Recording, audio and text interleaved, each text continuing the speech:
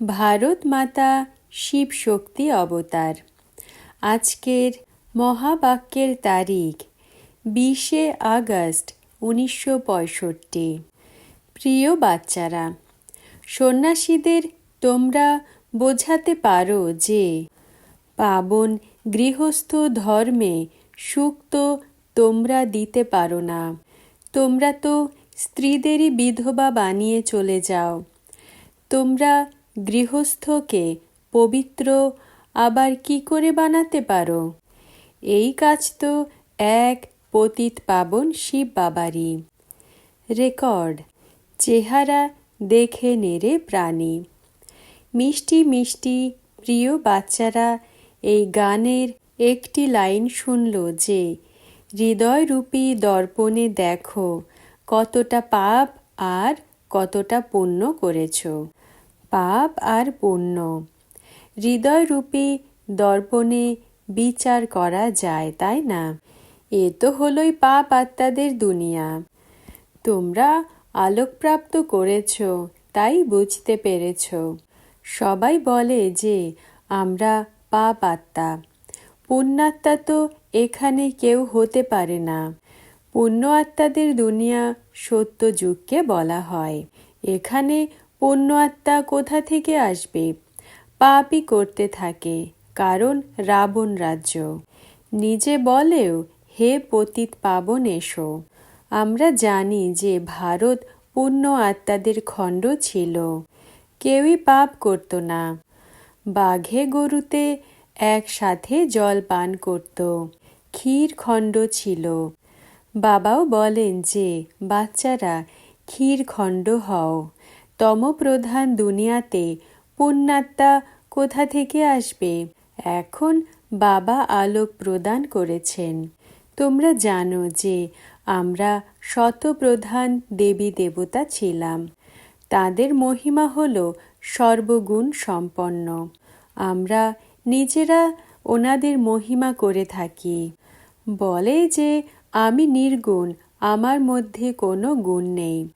প্রভু, তুমি এসে যখন আমাদের ওপর দয়া করো, তখন আমরাও এমন তৈরি হতে পারি। এ কথা আত্মা বলে।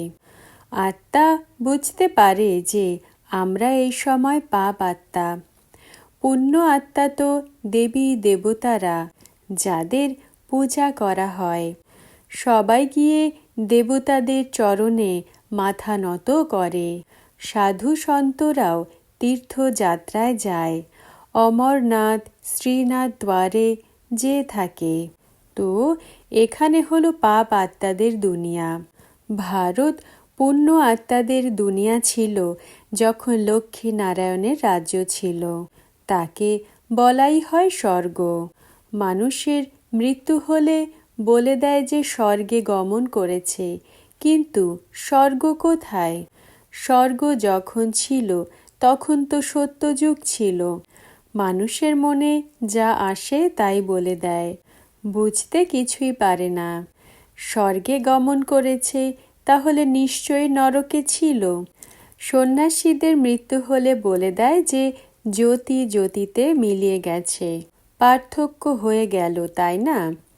জ্যোতি জ্যোতিতে মিলে যাওয়া অর্থাৎ আর এখানে আসতে হবে না।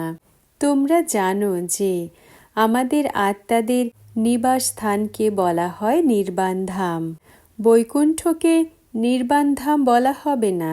বাবা বাচ্চাদের খুব মিষ্টি মিষ্টি জ্ঞানের কথা শোনান, যা খুব ভালো রীতি ধারণ করতে হবে।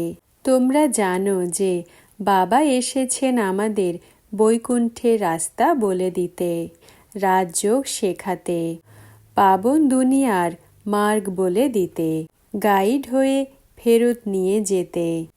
বিনাশ তো সামনে দাঁড়িয়ে আছে। বিনাশ হয় পুরনো দুনিয়ার। পুরনো দুনিয়াতেই উপদ্রব হয়। তো বাবা কত মিষ্টি। বাবা এসে অন্ধে লাঠি হন। মনুষ্য তো সবাই ঘোর অন্ধকারে ধাক্কা খেতে থাকে। গায়নও করা হয় ব্রহ্মার রাত আর ব্রহ্মার দিন। ব্রহ্মা তো এখানে, তাই না? বাবা আসেনি রাতকে দিন বানানোর জন্য। আধা কল্প হলো রাত আর আধা কল্প হলো দিন। এখন তোমরা জানতে পেরে গেছো। লৌকিকে মনে করে কলিযুগ এখনো অনেক বাকি রয়েছে। কখনো কখনো এটাও বলে যে এই দুনিয়ার বিনাশ নিশ্চয়ই হবে, কিন্তু বুঝতে কিছুই পারে না। আজকাল তো খুবই অল্প কেউ ঘর পরিবার ছেড়ে চলে যায়। কোনো কারণ হলে পালিয়ে গিয়ে সন্ন্যাসী হয়ে যায়। মাঝে গভর্নমেন্টও এমন অর্ডিন্যান্স বের করেছিল যে সন্ন্যাসীদেরও লাইসেন্স হতে হবে। এমন থোড়াই হবে যে ব্যাস ঘর থেকে রেগে গিয়ে সন্ন্যাসী হয়ে গেলাম। বিনামূল্যে অনেক কিছু প্রাপ্ত হয়ে যায়। তাদেরও অনেক বড় বড় আখাড়া তৈরি হয়ে রয়েছে। 2 টাকা বের করলেও 1000 টাকা একত্রিত হয়ে যায়। ধর্মের নামে ব্যবসা তো অনেক চলছে, তাই না? খেতে থাকো। বাস্তবে তাদের যেন এখন রাজত্ব চলছে। মহামণ্ডলেশ্বর রয়েছে, তাদেরও সাধু সমাজ রয়েছে। বুঝতে পারে যে সাধু সমাজে এমন কেউ নেই যে ভ্রষ্টাচারকে বন্ধ করতে পারে, কিন্তু নাম্বার 1 ভ্রষ্টাচারী তো এরাই। এটা তোমরা জানো। তারা তো বাবার থেকেই মুখ ঘুরিয়ে দেয়। অবতরণের কলা, তাই না? যেই মত প্রদান করুক না কেন, অবতরণেরই দেয়। গৃহস্থ ধর্মে কমল ফুল সমান তো সন্ন্যাসীরা থাকে না। তোমরা বাচ্চারা বলো যে আমরা সন্ন্যাসীদেরও মুখোমুখি হব। তাদের বোঝানো উচিত যে তোমাদের হলো হঠ যোগ, সীমিত জগতের সন্ন্যাস। বলে যে আমরা তো ঘর পরিবার ছেড়ে দিয়েছি, তবুও তো এই দুনিয়াতেই রয়েছে, তাই না? আর অন্য কোথাও তো যেতে পারে না। এ হলো সীমিত জগতের সন্ন্যাস। দেখো, মুজাফফরপুরের মাতারা এখন তৈরি হয়েছে। বুঝতে পারে যে আমরা সন্ন্যাসীদের মুখোমুখি হব। বাবা যুক্তি বোঝাতে থাকেন। কিভাবে বোঝাবে? বলো যে আমরা চাই কমল সমান গৃহস্থ ব্যবহারে থেকে জীবন মুক্তি প্রাপ্ত করতে। আমরা তো এখন পতিত। দেবী দেবতারা ভারতে পাবন ছিল, তাই না? আমরা সেই জ্ঞান অথবা জীবন মুক্তি প্রাপ্ত করতে চাই। তোমরা তো ঘর পরিবার ছেড়ে চলে যাও। তোমাদের হলো সীমিত জগতের সন্ন্যাস। এই সময় তো পুরো দুনিয়া পতিত। তাদের আবার পাবন তৈরি করা, এ তো এক পতিত পাবন শিব বাবারই কাজ। আর তো কেউ বানাতে পারে না। পাবন গৃহস্থ ধর্মে সুখ তো তোমরা দিতে পারো না। তোমরা তো স্ত্রীকেই বিধবা বানিয়ে চলে যাও। তোমরা গৃহস্থকে আবার পবিত্র কি করে বানাতে পারো? সত্যযুগে পবিত্র গৃহস্থ ছিল। লক্ষ্মী নারায়ণের চিত্রও রয়েছে। দেবী দেবতাদের মহিমা গায়ন করে সর্বগুণ সম্পন্ন, 16 কলা সম্পূর্ণ। এ তো তোমাদের মহিমা নয়। আমরা সন্ন্যাস করে জঙ্গলে যাব না। আমাদের তো সেই জ্ঞান চাই যে আমরা গৃহস্থ ধর্মে থেকে পবিত্র থাকতে পারি, রাজ্য করতে পারি। তোমাদের তো হঠ যোগ কর্ম সন্ন্যাস। কর্ম সন্ন্যাস তো কখনো হতে পারে না, কারণ এই সংসার হলো কর্মক্ষেত্র।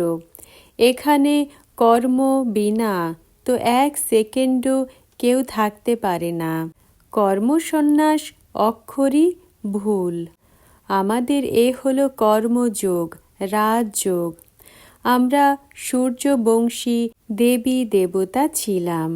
এখন জানতে পেরেছি যে কিভাবে আমাদের 84 জন্ম গ্রহণ করতে হয়। বর্ণেরও গায়ন করা হয়, তাই না? ব্রাহ্মণ বর্ণ সম্পর্কে কেউ জানে না। আমরা এখন আবার দেবতা বর্ণে যেতে চাই। তোমরা তো সন্ন্যাসী। শঙ্করাচার্য আদির মঠ তো পরবর্তীতে আসে। তোমরা সত্যযুগের কথা কি জানো? এ তো বাবাই সমস্ত সৃষ্টির চক্র বসে বোঝান। তোমরা তো আসোই পরে, তবুও রজগুণেই আসবে। তোমরা তো স্ত্রীকে নরকের দ্বার বলে দাও। এ তো তোমরা নিন্দা করো। দেবীদের তোমরা কত পুজো করো। নিশ্চয়ই তারা স্বর্গের দ্বার খুলেছিল। তোমরা তো সবাই নরকে রয়েছ। স্বর্গ সত্যযুগকে বলা হয়। তোমরা কি পাবন দুনিয়া স্থাপন করতে পারো? তোমরা তো হলে পতিত, তাই তো তোমরা গঙ্গা স্নান করতে যাও। সন্ন্যাসীদের সাথে কথাবার্তা বলার শক্তি চাই। তোমরা এটা জানো না যে সত্যি সত্যি কুম্ভের মেলা কাকে বলা হয়? আত্মা আর পরমাত্মার যখন মেলা হয়, অর্থাৎ পতিত পাবন আর পতিত আত্মাদের মেলা হয়, তখন পতিতদের বসে পাবন বানান। মুজাফফরপুরের বাচ্চারা এখন সার্ভিসে নেমে পড়েছে। মহাবাক্যের শেষের অংশ পরবর্তী ভিডিওতে আপলোড করা হবে। ওম নমঃ শিবায়।